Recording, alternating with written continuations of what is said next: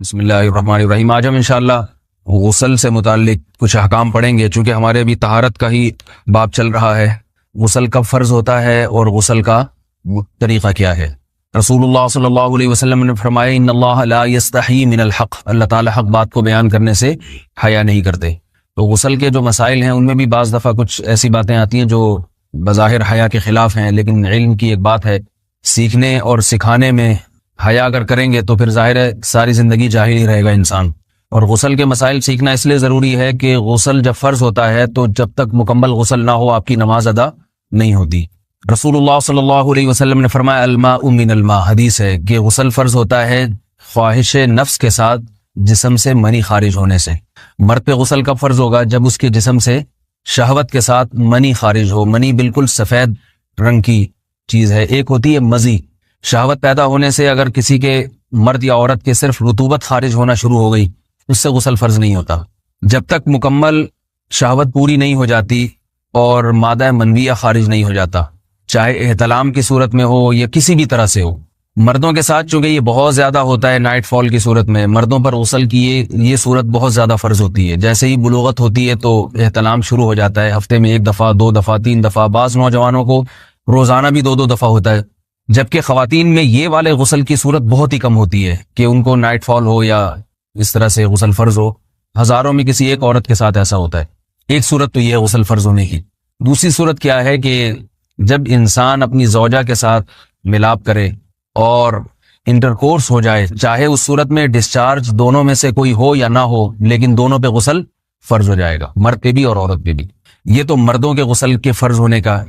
مردوں کے غسل میں ایک چیز یہ بھی ہے کہ اگر آپ نے رات کو نیند کی اور صبح آپ اٹھے اور آپ نے کپڑوں پہ نشان دیکھا، اب آپ کو یہ پتہ نہیں چل رہا کہ یہ منی کا نشان ہے یا مزی کا ہے، تو بھی آپ پر غسل کرنا فرض ہے۔ یہی سمجھا جائے گا کہ یہ آپ خواب میں ڈسچارج ہوئے ہیں۔ عورت پر جو غسل فرض ہوتا ہے ایک اور صورت میں ہوتا ہے کہ جب خواتین کو ایام آنا بند ہو جاتے ہیں، حیض یا نفاس سے جب پاک ہو جائیں تو بھی ان پہ غسل فرض ہے۔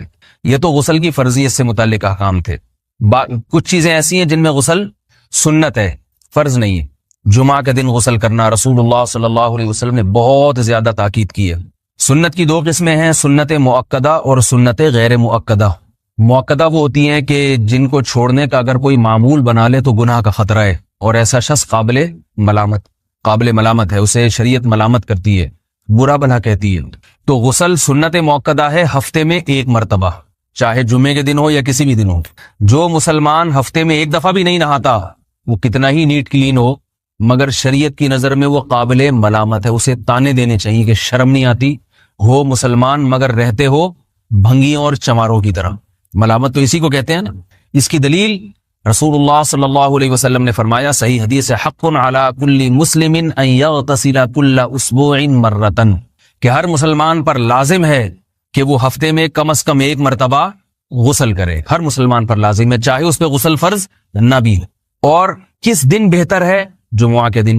نبی صلی اللہ علیہ وسلم نے حکم دیا ہے کہ جمعے کے دن غسل کیا جائے۔ امام احمد ابن حنبل کا مذہب یہ ہے کہ جمعے کے دن غسل کرنا واجب ہے، صرف سنت نہیں ہے بلکہ واجب ہے، لیکن جمہور کا مذہب یہ ہے کہ سنت عمل ہے۔ غیر مسلم جب اسلام قبول کرتا ہے تو اس وقت بھی اس کے لیے غسل کرنا سنت ہے۔ جب ہم مردے کو نہلاتے ہیں تو جو مردے کو نہلائے اس کے لیے بھی خود غسل کرنا افضل ہے، سنت عمل ہے۔ عید کے دن غسل کرنا سنت عمل ہے۔ تو یہ وہ تمام مواقع ہیں جن میں غسل کرنا رسول اللہ صلی اللہ علیہ وسلم کی سنت ہے۔ غسل کا طریقہ کیا ہے؟ غسل میں 3 چیزیں فرض ہیں، منہ بھر کے قلی کرنا، ناک میں پانی ڈالنا کہ ناک کی جو نرم جگہ ہے یہ اچھی طرح تر ہو جائے، اور پورے جسم پہ 1 مرتبہ پانی بہا دینا کہ جسم میں بال کے برابر جگہ بھی خشک نہ رہے۔ یہ تو ہے فرض، یعنی یہ کام کسی نے کسی بھی طرح سے کر لیا تو غسل ادا ہو جائے گا، چاہے اس کی نیت غسل کی تھی یا نہیں تھی۔ کوئی آدمی چلتا ہوا جا رہا ہے، پھسل کے تالاب میں گر گیا، پورے غوطے کھا کے باہر نکلا، قلی کر لے اور ناک میں پانی ڈال لے تو غسل اس کا ادا ہو جائے گا۔ البتہ چونکہ نیت نہیں تھی لہذا غسل کا ثواب نہیں ملے گا، ثواب نیت کے بغیر نہیں ملتا انسان۔ دلائل اس کے الگ موضوع ہے کہ اس کی دلیل کیا ہے کہ بغیر نیت کے بھی غسل ہو جاتا ہے، لیکن میں نے بتایا دلائل کا سیشن نہیں ہے، اس میں پھر بات لمبی ہو جائے گی۔ تو یہ تو ہے فرض، پورے جسم پہ پانی بہانا، کلی اور ناک میں پانی۔ سنت طریقہ کیا ہے؟ رسول اللہ صلی اللہ علیہ وسلم غسل کیسے کرتے تھے؟ سنت طریقہ جس پہ جو اختیار کرنا چاہیے وہ طریقہ یہ ہے کہ جب آپ غسل کے لیے بیٹھیں تو سب سے پہلے وہ جگہ دھوئیں جہاں نجاست اور ناپاکی لگی ہوئی ہے. نائٹ فال ہوا, کسی کو احتلام ہوا, تو جہاں جہاں گندگی لگی ہے پہلے اس جگہ کو دھوئیں. استنجا کریں, شرمگاہ کو دھوئیں اچھی طرح. سمجھ رہے ہیں بات کو؟ اس کے بعد ہاتھ دھوئیں اور مکمل وضو کریں جیسے ہم عام حالات میں وضو کرتے ہیں. مکمل وضو کرنے کے بعد دائیں کندھے پہ پانی ڈالا, لیفٹ سائڈ پہ پانی ڈالا. پہلے زمانے میں تو چلو سے غسل ہوتا تھا, ہاتھ دھو لیے تو اب چلو سے پانی لے کے یہاں ڈالا جا رہا ہے, چلو سے پانی لے کے یہاں ڈالا جا رہا ہے, پورے جسم پہ ملا جا رہا ہے, اور چلو سے پانی لے کے 3 دفعہ سر پہ ڈالا جا رہا ہے. تو آج کل چلو الو تو ہے نہیں, شاور کے نیچے جا کے کھڑے ہو جاتے ہیں. تو اس میں یہ کہ شاور کھولے, اس میں کھڑے ہو جائیں, سارے چلو اس میں خود بخود ہی ہو جائیں گے, پورے جسم پہ پانی